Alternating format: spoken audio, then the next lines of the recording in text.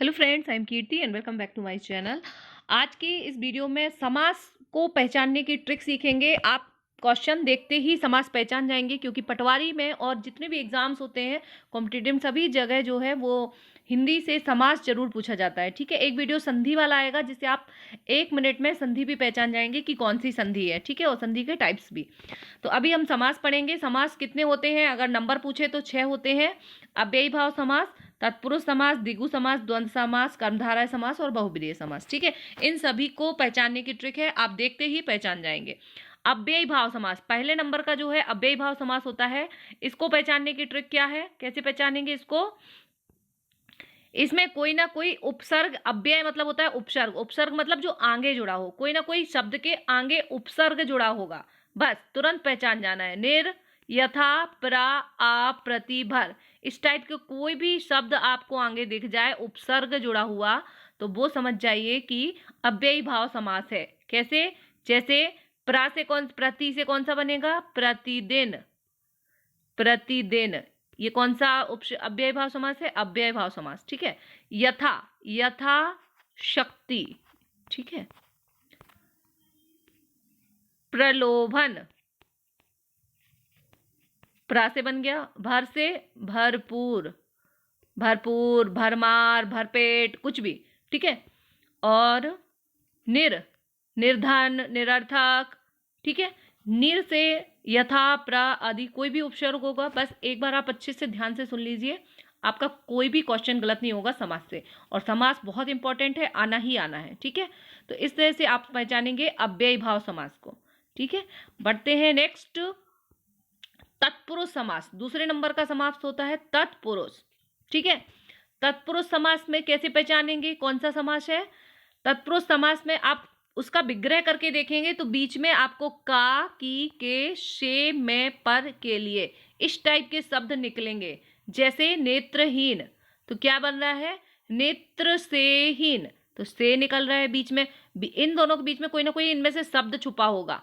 जब आप विग्रह करके देखेंगे, इसको तोड़ के देखेंगे। भयभीत, भय से भीत। बुद्धिहीन, बुद्धि से हीन।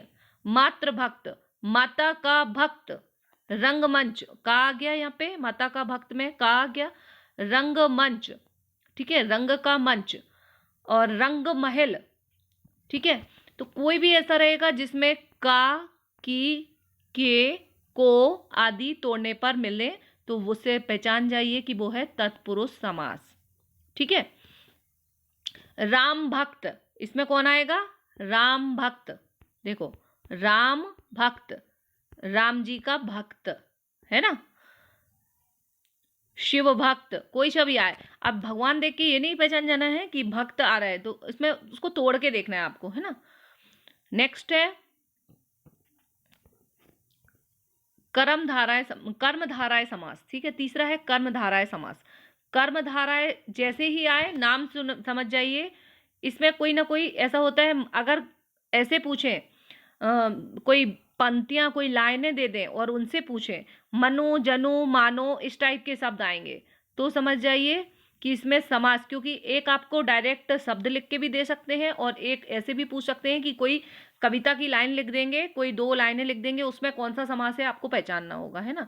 तो मनु, जनु, मानो, इस टाइप का जैसे मिले कि मानो राम का मुख चंद्र जैसा है, ये इसके जैसी है, वो उसके जैसी है, जिसमें किसी की विशेषता बताई जाए। ठीक है, तो जिसमें विशेषता बताई जाए और पहला पद दूसरे की विशेषता बताए, बस ये ध्यान रखना है। पहले पद को विशेषण बोलते हैं जो विशेषता बताता है। कई बार ये भी एग्जाम्पल आ जाते हैं कि विशेषण क्या होता है, विशेष्य क्या होता है। ठीक है, तो दूसरा पद विशेष्य होता है जो उसकी विशेषता बताता है। जैसे नीलगाय, नीलगाय में नीली है गाय। ठीक है, गाय कैसी है? नीली। इसको पहचानने का एक तरीका है, एकदम शॉर्ट में, दोनों के बीच में आप ये लगा दीजिए कि कैसे। ठीक है, कैसी गाय है? नीली। मिर्च कैसी है? काली। ये पीछे वाला कैसा है?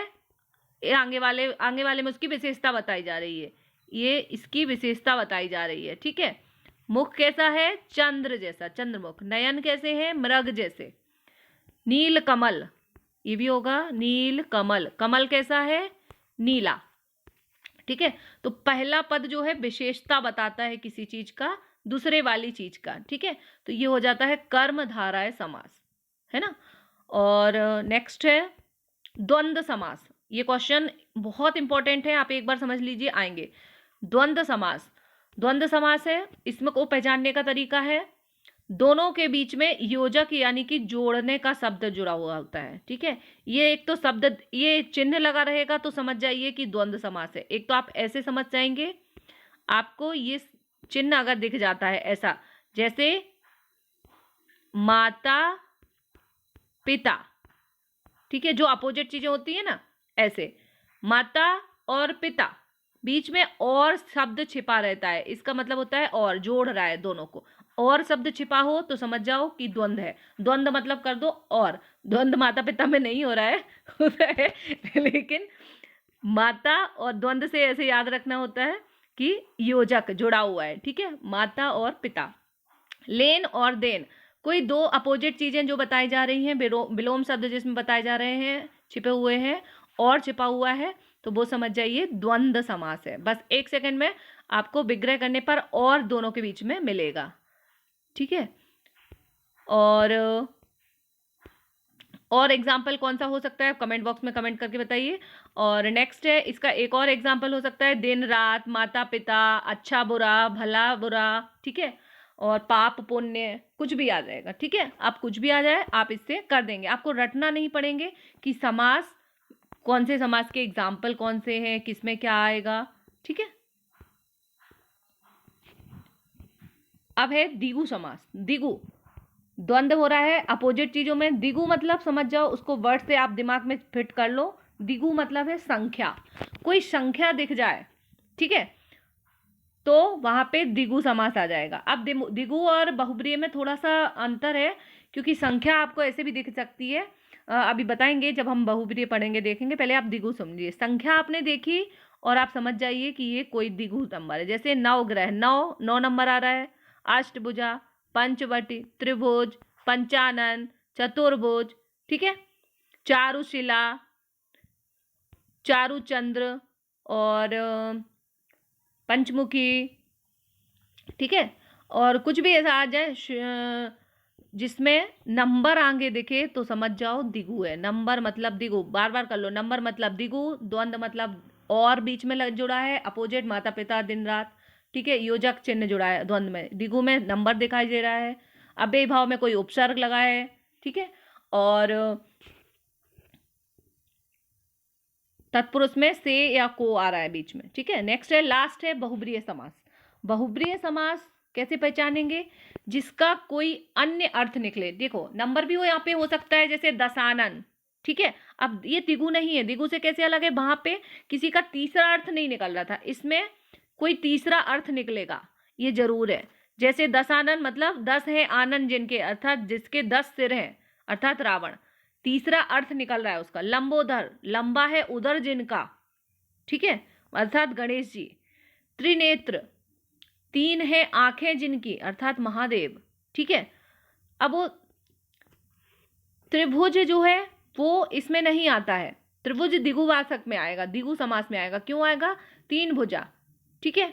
लेकिन कोई भगवान के नाम में अष्टभुजा अगर दे देंगे तो अष्टभुजा, चतुर्भुजा, ये जो है आएंगी ना, ये आ जाएंगे किसमें, इनका मीनिंग निकल रहा है, चतुर्भुजा, अष्टभुजा मतलब माता जी, है ना, तो ये बहुब्रीहि समास आ जाएंगे। लेकिन कोई ऐसा शब्द होगा जिसमें द्विगु में आगे संख्या आ रहा है लेकिन पीछे कोई अन्य अर्थ नहीं निकल रहा है, उसका कोई फेमस अन्य बड़ा अर्थ नहीं है।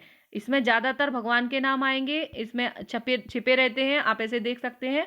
लेकिन आप बोलोगे रावण भगवान है, तो रावण भगवान नहीं है, दशानन, क्योंकि ये इसकी विशेषता, अर्थात अनेक शब्दों का एक शब्द छिपा निकल रहता है इसमें, कर्म बहुब्रीहि समास में मीनिंग निकल के आता है, ठीक है। कर्मधारा में क्या हो रहा है, मानो विशेषता बताई जा रही है यहाँ पे, और द्विगु समास में सिर्फ संख्या लिखी हुई है, तीसरा अर्थ नहीं निकल रहा है।